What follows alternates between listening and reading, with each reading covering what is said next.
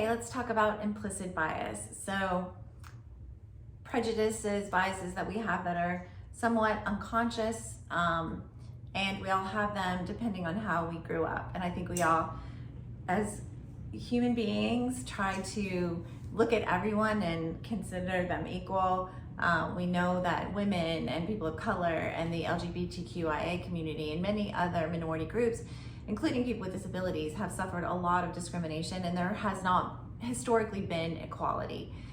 The research says that there's more bias against people with disabilities than there are any other minority group. We've made more progress in some of those other minority groups than we have with people with disabilities.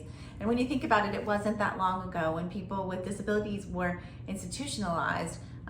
Medically, they didn't survive very long. And so after World War II, when medical procedures and things improved, more people were living longer with a disability. And we moved away from institutionalizing people and realized that people with disabilities can work and get married and have children and have beautiful, long, happy lives, right? So we're still sort of working our way out of that.